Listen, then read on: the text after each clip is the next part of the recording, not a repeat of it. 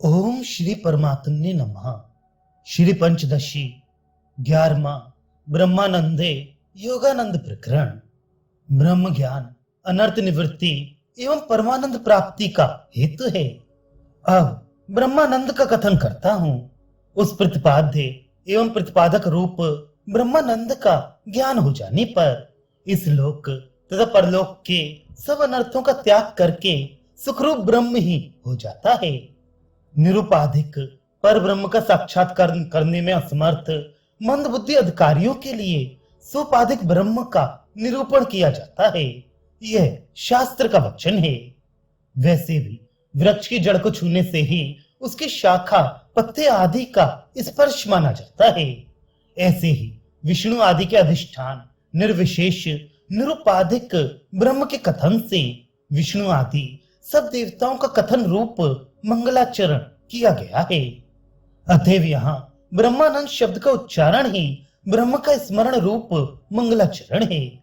साथ ही इससे यह भी ध्वनित हो गया कि इस विवरण का विषय भी ब्रह्मानंद का वर्णन करना है। यहाँ ब्रह्मानंद का अर्थ है ब्रह्म ही आनंद। वह इस ग्रंथ का वाच्य है और उसका वाचक ग्रंथ भी ब्रह्मानंद है।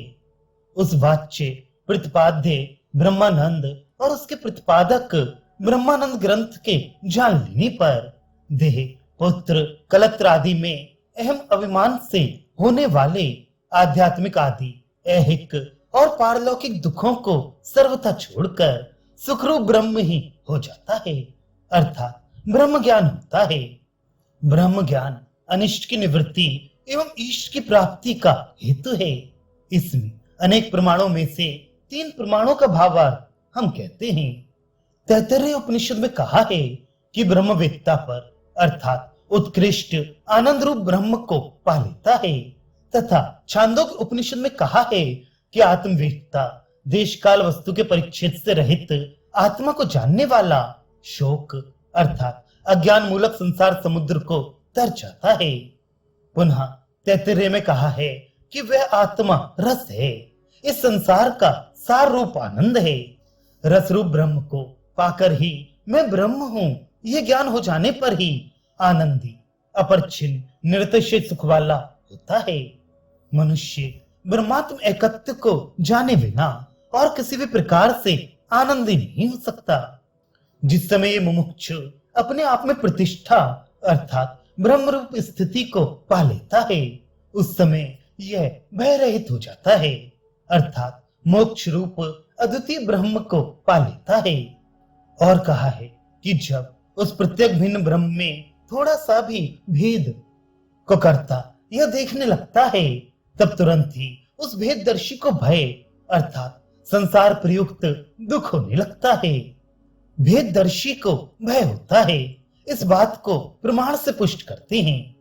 तैत्तरीय में कहा है कि जग के नियामक रूप से प्रसिद्ध वायु आदि 5 देवता अतीत जन्म में इष्टापूर्ति धर्मों का ज्ञान पूर्वक अनुष्ठान करते हुए भी प्रत्येक आत्मा और ब्रह्म में अंतर कर लेने मात्र से उसी ब्रह्म के भय से वायु आदि का ये जन्म धारण करके अपने अपने व्यापारों में ही सदा लगे रहती हैं। ब्रह्म के आनंद अर्थात ब्रह्म के स्वरूप भूत आनंद को जानता हुआ पुरुष किसी भी ऐहिक व्याघ्र आदि भय कारण से अथवा पारलौकिक भय हेतु पाप आदि से नहीं डरता।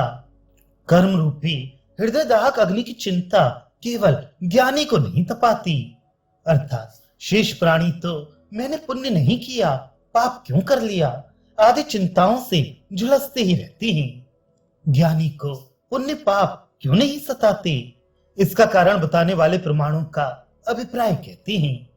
जो कोई पुरुष वही परमात्मा जो वेष्टि संघात में है वही सूर्य मंडल में है, अर्थात एक ही है, ऐसा जानकर और पाप पुण्य दोनों को छोड़कर ब्रह्मा में आत्मा को प्रत्यक्ष अनुभव करता है।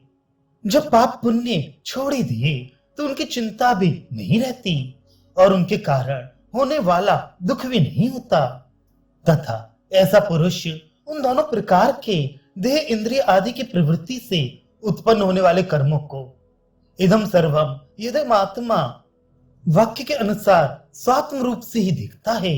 वे कर्म स्वात्मा से भिन्न न होने के कारण भी दुखदायी नहीं रहते। वे असंख्यात कर्म चिंताजनक क्यों नहीं है? इसका उत्तर सप्रमाण देती हैं। उत्कृष्ट हिरण्यगर्भ आदि पद जिसे अवर अर्थात निकृष्ट है, ऐसे परावर उस परमात्मा का साक्षात्कार कर लेने पर इस साक्षात्कार करने वाले का बुद्धि और चिदात्मा का परस्पर गांठ के समान सुदृढ़ जो अन्योन्याध्यास है वह दूर हो जाता है और आत्मा देह आदि से भिन्न है या नहीं आदि सब संशय छिन्न हो जाते हैं। जिस वस्तु का साक्षात्कार हो जाता है फिर उसके विषय में संशय विपर्य आदि नहीं रह सकते और कर्म संचित पाप पुण्य अपने उपादानभूत अज्ञान के नष्ट हो जाने से नष्ट हो जाते हैं। केवल कर्म अथवा ज्ञान सहित कर्म ही मुक्ति का हेतु है, तो फिर कर्म को मुक्ति का साधन मानने में क्या प्रमाण है? इसका उत्तर देते हैं।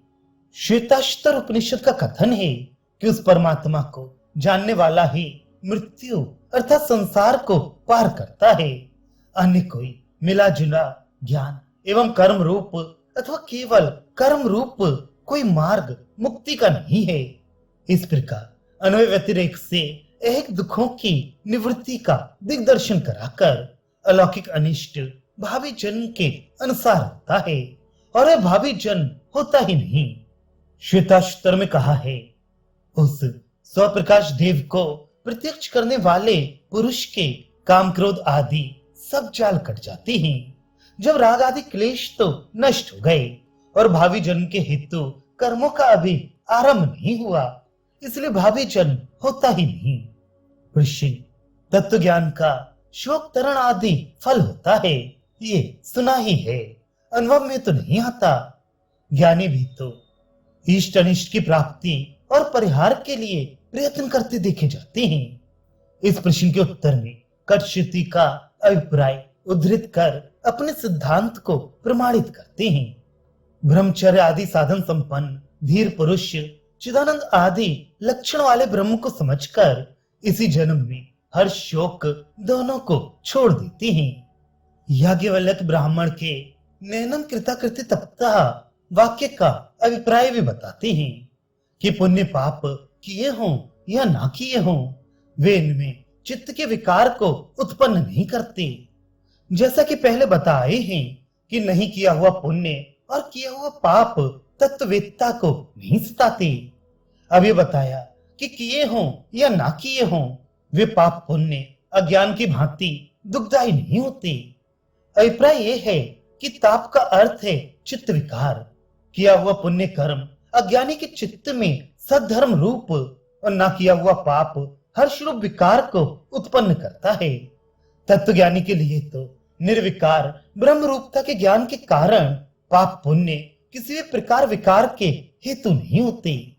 पुराण और स्मृतियों सहित ऐसी बहुत सी श्रुतियां ब्रह्म ज्ञान होने पर अनिष्ट की निवृत्ति और आनंद की प्राप्ति की घोषणा करती हैं।